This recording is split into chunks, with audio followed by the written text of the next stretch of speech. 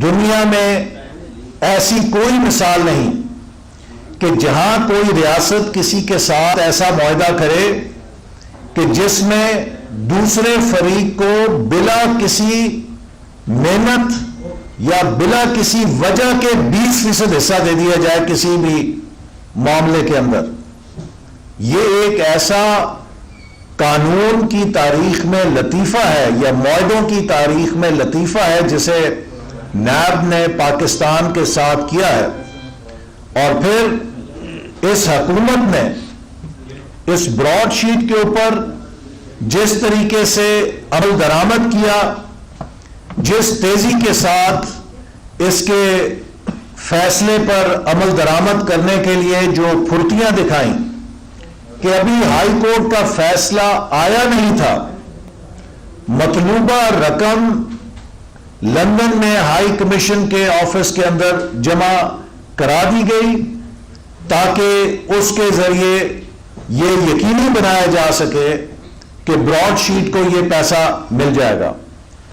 میں بہت ہی ادب کے ساتھ یہ سوال اٹھانا چاہتا ہوں کہ ایک طرف پاکستان انٹرنیشنل ایئر لائن کا وہ معاملہ ہے جو آربیٹریشن میں گیا ہوا تھا اور جس کے ساتھ پاکستان کے پیسنجرز، پاکستان کی قومی ایئر لائن کی ساکھ اور سب سے بڑھ کر یہ کہ پاکستان کے اس جھنڈے کی ساکھ جو پاکستان کی قومی ایئر لائن کے ٹیل پر لگا ہوتا ہے، ایک جہاز کی لیز کے لیے جو آربیٹریشن کا پیسہ تھا وہ تو جمع نہیں کرایا جاتا کہ ابھی ہم فیصلے کا انتظار کریں گے، اور پاکستان کے سینکڑوں مسافروں کو کوالالمپور ایئرپورٹ پہ امپاؤنڈ کرا دیا جاتا ہے جہاز کے ساتھ اور ان کو ایک ہتک آمیز طریقے سے وطن واپس لایا جاتا ہے. اور دوسری طرف وہ بوگس معاہدہ کہ جس کا ابھی فیصلہ بھی نہیں آیا، اس کی آربیٹریشن کی رقم ایڈوانس میں لندن میں جمع کرا دی جاتی ہے.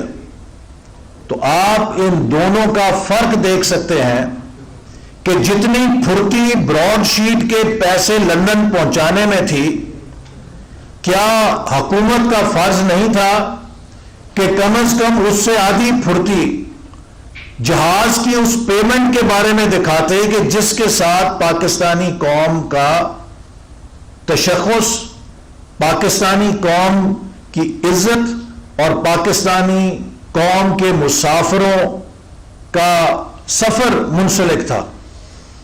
تو یہ دو باتیں واضح کرتی ہیں کہ یہاں پر اس پیسے کو منتقل کرنے میں مفادات تھے، کچھ لوگوں کے مفادات تھے.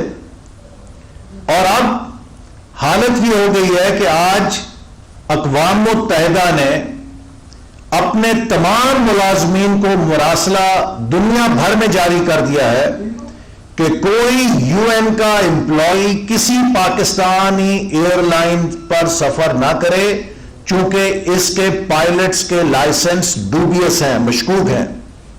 میں سمجھتا ہوں کہ یہ پاکستان کے لیے نہایت ہتک آمیز فیصلہ ہے، یہ پاکستان کی ساکھ کو تباہ کر دینے والا فیصلہ ہے، اور اس کے ذمہ دار وزیر اعظم اور وزیر ہوابازی ہیں جنہوں نے اپنی نالائکی سے، اپنی انا پرستی سے صرف ایک جہاز کے کریش کو کور اپ کرنے کے لیے پاکستان کے تمام پائلٹس اور پوری ایویشن انڈسٹری کی ساکھ کو دنیا کے سامنے خاک میں ملا دیا.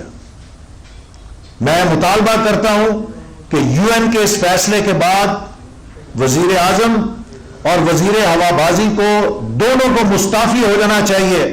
وہ وزیر اعظم جو مثالیں دیا کرتا تھا کہ ایک کشتی کے ڈوبنے میں جنوب و ساؤتھ کوریا کے وزیر اعظم نے استعفیٰ دے دیا، جو ہالینڈ کی جمہوریت، کبھی برطانیہ کی مغربی جمہوریت کے قصے ہمیں سنایا کرتا تھا، آج پاکستان کی جو بے توقیری ہوئی ہے، پاکستان کے حصے میں جو شرمندگی آئی ہے، اس کے نتیجے میں ان دونوں سے قوم استعفیٰ مانگنے میں حق بجانب ہے کہ آپ نے پورے پاکستان کے پائلٹس کی توہین کی ہے، آپ نے پورے پاکستان کی ایویشن انڈسٹری کو تباہ کر دیا ہے، اور اس کے بعد کس منہ کے ساتھ آپ اپنے منصب پر بیٹھے ہیں۔ میں سمجھتا ہوں کہ یہ ایک نہایت ہی شرمناک قدم ہے اس حکومت کا کہ آج اقوام متحدہ نے بھی اس حکومت کے اس جھوٹے بیان کے بعد کہ پاکستان کے 400 سے زیادہ پائلٹس کی جعلی ڈگریاں ہیں، یو این نے پابندی لگا دی ہے کہ اس کا کوئی امپلائی دنیا میں کسی پاکستانی ایئر لائن پر سفر نہیں کر سکتا۔ ایک چیز ہوتی ہے کہ آپ اپنے گھر میں کمزور ہو جاتے ہیں، لیکن اپنے گھر سے باہر عزت کے ساتھ جاتے ہیں۔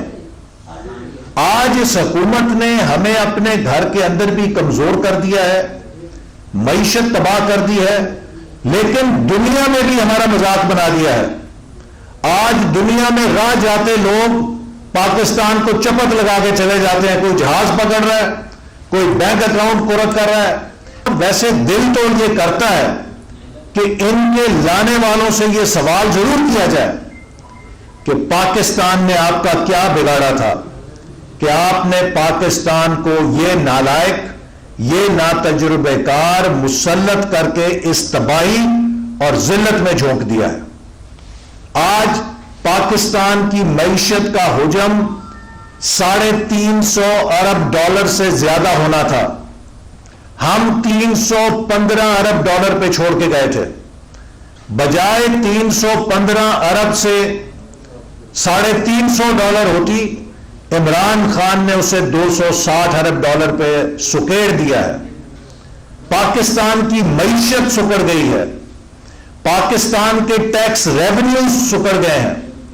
آج 2 سال کے بعد بھی ہم 2018 کی سطح سے ٹیکس اور ایکسپورٹس میں اضافہ نہیں کر سکے، اور میں آپ کو اور قوم کو بتانا چاہتا ہوں کہ کووڈ سے ہمیں ڈراتے ہیں، کووڈ صرف پاکستان کو نہیں آیا، پوری دنیا میں آیا ہے، اور یہ چند فگرز ہیں جو ہمیں اپنے سامنے رکھنے چاہیے، اور اس کے لیے آپ IMF کے ویب سائٹ سے تصدیق کر سکتے ہیں کہ IMF کی 2021 کے لیے جو ساؤتھ ایشیا کی پروجیکشن ہے، اس میں بنگلہ دیش تقریباً 4.5% سے گرو کرے گا، انڈیا تقریباً 9% سے گرو کرے گا، افغانستان بھی 4% سے گرو کرے گا، سری لنکا 5.3% یا 5.5% پہ گرو کرے گا،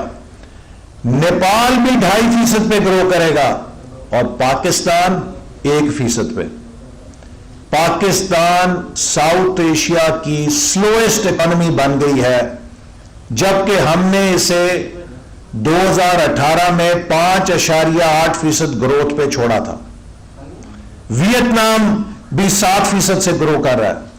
تو جو ملک ترقی کر رہے ہیں، کووڈ نے ان کا کچھ نہیں بگاڑا، ان کا مومنٹم قائم ہے۔ پاکستان کے لیے لازم ہے کہ بھارت کے گروتھ ریٹ سے 1 یا 2% تیز گرو کرے۔ اگر بھارت 9% پہ گرو کر رہا ہے تو ہمیں 10-11% پہ گرو کرنا ہے۔ اگر بھارت 6% پہ گرو کر رہا ہے تو ہمیں 8% پہ گرو کرنا ہے۔ یہ نہیں ہے کہ بھارت 9% پہ گرو کر رہا ہے اور ہم 1% کے اوپر آ جائیں اور کہیں جی معاشی انڈیکیٹر جی بڑے اچھے ہو گئے ہیں۔ اور میں افسوس سے کہنا پڑتا ہوں کہ آج لوگ بھول گئے ہیں وہ 1 کروڑ نوکریاں، اب لوگ اپنی نوکری بچانے کے فکر میں ہیں۔ لوگ بھول گئے ہیں وہ 50 لاکھ گھر، لوگ اپنے اوپر جو چھت ہے اس کو بچانے کے فکر میں ہیں، اور انہوں نے ایک نئی طرز حکمرانی متعارف کرائی ہے جس کو کہتے ہیں شکر کرو حکمرانی۔ اور وہ شکر کرو حکمرانی کیا ہے کہ شکر کرو آٹا 85 रुपए का हो गया, कहीं 100 रुपए का नहीं हो गया। शुक्र करो कि चीनी 115 रुपए की है, ये 200 रुपए नहीं हो गई।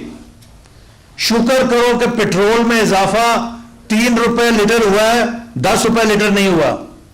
शुक्र करो कि बिजली में सिर्फ 2 रुपए यूनिट इजाफा किया है, 5 रुपए यूनिट भी कर सकते थे, वो नहीं किया। शुक्र करो कि भारत सिर्फ मकबूजा कश्मीर लेकर गया है, आजाद कश्मीर तो हमारे पास ही है ना। शुक्र करो कि 20 लाख लोग नौकरियों से महरूम हुए हैं, ये 50 लाख भी हो सकते थे। शुक्र करो कि सिर्फ 2 करोड़ लोग गुर्बत से नीचे गए हैं, ये 4 करोड़ भी हो सकते थे। तो ये है तहरीक इंसाफ की नए पाकिस्तान की कहानी कि रब का शुक्र अदा कर भाई कि तू अभी तक जिंदा है। रब का शुक्र अदा कर भाई कि अभी तक इस हुकूमत ने जो मजालिम ढाए हैं आपकी जान नहीं निकली। तो ये हमें डरावने ख्वाब दिखा के अपनी नाकामियों को जो अच्छा बताने की कोशिश करते हैं उससे मुल्क नहीं चलता। The promise of Pakistan is at stake. और यही वो पीडीएम का मंशूर है कि आज हमारा झगड़ा इमरान खान से नहीं है, आज पाकिस्तान में एक फैसला कौन जंग है न्यो फैशिज्म और डेमोक्रेसी की। एक तरफ न्यो फैशिज्म के हमायती हैं और दूसरी तरफ डेमोक्रेसी की कुव्वतें हैं। अयूब खान साहब ने सियासतदानों की किरदार कुशी की। मैं सवाल करना चाहता हूं कि अयूब खान साहब 11 साल रहे, कितनी रिकवरी करके गए हैं? जियाउल हक साहब के जमाने में एहतसाब हुआ, 11 साल में कितनी रिकवरी हुई? मुशर्रफ साहब 9 साल रहे, सियासतदानों की किरदार कुशी हुई, कितनी रिकवरी की गई? और तकरीबन 2.5 साल से मौजूदा सिविल मार्शल भी चल रहा है, सियासतदानों की किरदार कुशी हो रही है। हम सब नैब की पेशियां भुगत रहे हैं, कोई हमें बतलाए कि कितनी रिकवरी हुई है। यह खेल अब बंद होना चाहिए, क्योंकि पाकिस्तान को हम मजीद इस खेल में बर्बाद नहीं कर सकते। हमें पाकिस्तान जो 22 करोड़ अवाम का मुल्क है, जिसमें 60 मिलियन मिडिल क्लास बस्ती है, दुनिया की 6ठी सबसे बड़ी मार्केट है, जो स्ट्रेटेजिकली लोकेटेड है, जिसकी पोस्ट के ऊपर सी पैक जैसा मंसूबा है। हम पाकिस्तान का यह मुकद्दर नहीं देख सकते कि ये 1%, 1.5% पे ग्रो करे। पाकिस्तान की मईशत को 8 से 10% पे ग्रो करना है। हमने जहां सी पैक को छोड़ा था, 40 अरब डॉलर की प्राइवेट इन्वेस्टमेंट चाइना से लाइन अप थी, जिसने स्पेशल इकोनॉमिक जोन्स में आना था। ये एक स्पेशल इकोनॉमिक जोन नहीं बना सके। अभी तक ML1 के ऊपर फैसला नहीं कर सके। 2.5 साल हो गए हैं। जो कराची पेशावर हमारी मेन लाइन बननी थी नई, अभी तक उसके ऊपर ये मुआहदा फाइनेंसिंग का साइन नहीं कर सके, क्योंकि इनका डेवलपमेंट बजट ही नहीं है कि जो नया मंसूबा शुरू करने की इजाजत दे। पाकिस्तान के डेवलपमेंट बजट को 1000 अरब से काट के 550 अरब कर दिया है, और 6 महीने में उसमें से भी सिर्फ 29% पैसा इस्तेमाल हो सका है। यानी कि पाकिस्तान के तमाम डेवलपमेंट प्रोजेक्ट्स ठप हो चुके हैं। पाकिस्तान का हायर एजुकेशन सेक्टर बदतरीन माली खसारे में जा चुका है। पेशावर यूनिवर्सिटी ने लिख कर दे दिया है कि हम अपने मुलाजमीन को जनवरी में तनख्वाहें नहीं दे सकते। खैबर पख्तूनख्वा में जहां इनकी हुकूमत है, 7 साल से जहां हुकूमत है, और एक वो हायर एजुकेशन कमीशन था हमारे दौर में, जिसके जरिए हम आला तालीम की तारीख में सबसे बड़ी एक्सपेंशन कर रहे थे। हर जिले के अंदर यूनिवर्सिटी कैंपस कायम हो रहा था। यूएस पाकिस्तान नॉलेज कॉरिडोर के जरिए हमने 1000 पाकिस्तानी रिसर्चर्स को अमेरिका सालाना بھیجنے کے لیے فنڈ فراہم کیے تھے پی ایس ڈی پی کے اندر. اسی طرح پاکستان میں ٹیکنالوجی سینٹرز بن رہے تھے. آج پوری ہائر ایجوکیشن کمیشن کی ترقی کو ملیہ ریٹ کر کے پاکستان کے نوجوانوں کا مستقبل تباہ کر دیا ہے. ہم نے نوجوانوں کو لیپ ٹاپ سے لیس کیا تھا تاکہ وہ ڈیجیٹل ایج کے ٹولز حاصل کر سکیں. ہمارے غریب گھروں کے نوجوان جو یونیورسٹیوں میں آتے ہیں, جو میرٹ کے اوپر لیپ ٹاپ حاصل کرتے تھے, ان سے یہ سہولت بھی لے لی گئی ہے. ہر نوجوان امیر گھر سے نہیں آتا جو لیپ ٹاپ لے سکے. جو غریب گھروں کے نوجوان ہیں, جو بیٹے اور بیٹیاں محنت کر کے پڑھتے ہیں لیکن ان کے ماں باپ ریڑی رکھتے ہیں, دکان کر لگاتے ہیں یا ملازمت کرتے ہیں جس میں تنخواہ اتنی نہیں ہے کہ وہ اپنے بچوں کو لیپ ٹاپ لے کے دے سکیں, ہم نے پاکستان کے نوجوانوں کو لیپ ٹاپس دیے تھے جن سے ان کے اندر آئی ٹی کلچر پیدا ہو رہا تھا. فری لانس کرنے والے پاکستان کے آئی ٹی کے نوجوان پوری دنیا میں اپنا لوہا منوا رہے تھے, لیکن ہر چیز ریورس ہو گئی ہے. میں ان سے سوال کرنا چاہتا ہوں کہ سوائے این آر او نہیں دوں گا, این آر او نہیں دوں گا, آپ نے کوئی ایک کام کر کے دکھایا ہو. ہمارے جتنے منصوبے تھے سب کے سب ٹھپ ہو گئے ہیں. مغربی روٹ دسمبر 2018 تک مکمل ہونا تھا, دسمبر 2021 تک مکمل ہوتا نظر نہیں آ رہا. کوئی ایک منصوبہ وقت کے اوپر مکمل نہیں ہو رہا. ہر ترقی کا جو پاکستان میں منصوبہ تھا وہ یا بیمار ہو گیا ہے یا اس کے فنڈ ختم ہو چکے ہیں. تو یہ پاکستان تو نہیں ہے جو ہم چاہتے ہیں. ہم جس پاکستان کی بات کرتے ہیں وہ آپ کی سمجھ میں نہیں آ سکتا, چونکہ آپ کے ذہن میں صرف گالی ہے, آپ کے ذہن میں صرف نفرت ہے, آپ کے ذہن میں صرف این آر او نہیں دوں گا سوئی پسی ہوئی ہے. او بھائی این آر او نہ دو, لوگوں کو, غریبوں کو روٹی تو دے دو, لوگوں کو جینے کا حق تو دے دو, لوگوں کو بجلی اور گیس کا بل ادا کرنا کی قابل تو چھوڑ دو, لوگوں کو بجلی اور گیس تو دے دو, لوگوں کو روزگار تو دے دو. کچھ نہیں دے سکتے.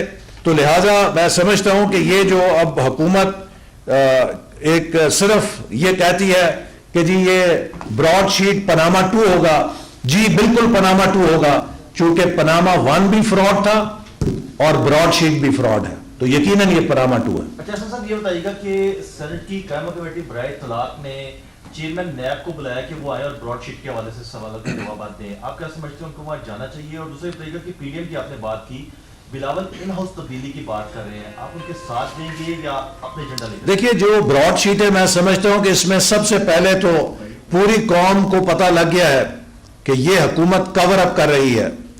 جن صاحب کو انویسٹیگیشن کا انچارج بنایا ہے وہ صاحب وہ ہیں کہ جو جب براڈ شیٹ کا معاہدہ ہوا تھا تو نیب کی مینجمنٹ کا حصہ تھے. وہ صاحب وہ ہیں کہ جن کی جو جے آئی ٹی تھی جس کے تحت ایک ایسا تخمینہ لگایا گیا جو کہ غیر حقیقت تھا, مفروضوں پہ مبنی تھا, اور اسی کی بنیاد پہ آربیٹریشن ہوئی, تو لہٰذا انہوں نے تو اس کو ڈیفینڈ کرنا ہی کرنا ہے. ان کا انہیرنٹ انٹرسٹ ہے, کانفلکٹ آف انٹرسٹ ہے. ایک ایسی شخصیت جو شوکت خانم کے بورڈ آف گورنر کے ممبر ہیں, جو عمران خان کے اتنے معتمد ساتھی ہیں کہ جہاں پہ انہوں نے اپنے فیملی ممبرز کو بورڈ کا ممبر بنایا ہے, اپنے فیملی ممبر سمجھتے ہوئے, چونکہ شوکت خانم ٹرسٹ فیملی ٹرسٹ ہے تو اس میں عظمت سعید صاحب کو بھی شامل کیا ہے. تو ایسے بندوں کو لانے کا مطلب تو یہی ہے کہ آپ کور اپ کرنا چاہتے ہیں, لوگ سمجھتے ہیں. اور میں سمجھتا ہوں کہ اگر عظمت سعید صاحب اپنا وقار اور اپنی عزت کو بچانا چاہتے ہیں تو انہیں خود ہی اس چیز سے پیچھے ہٹ جانا چاہیے.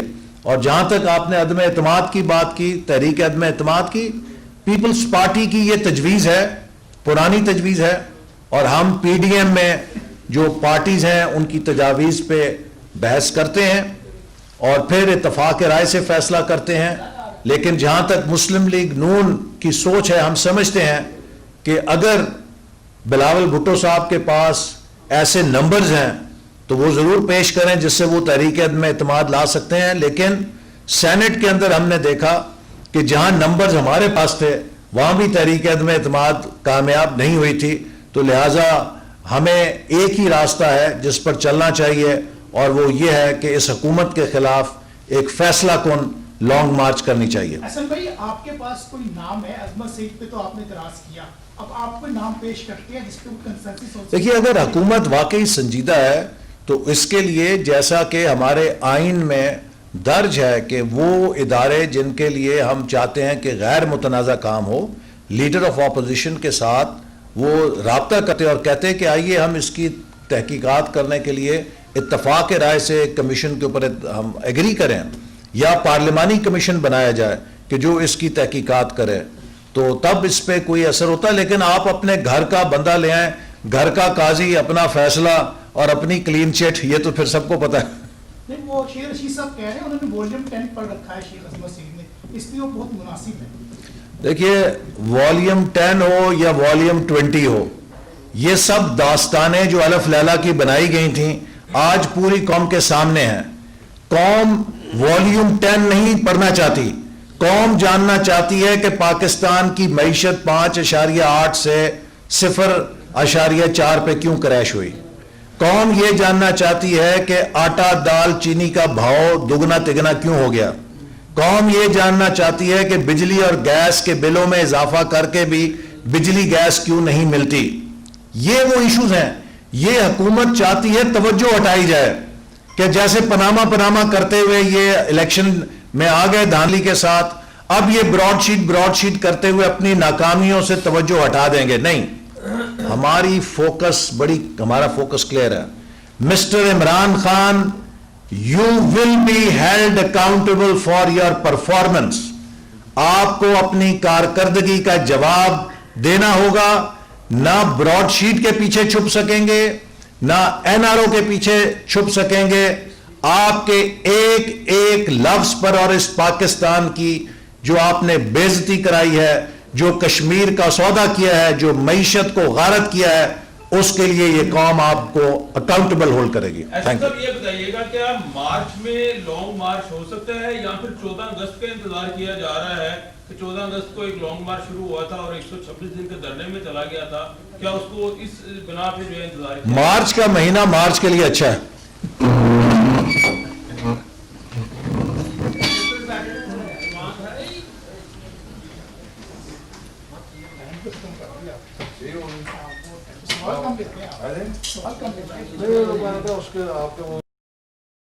YouTube پر گوگلی ٹی وی دیکھنے کے لیے youtube.com کی سرچ بار میں گوگلی ٹی وی ٹائپ کریں۔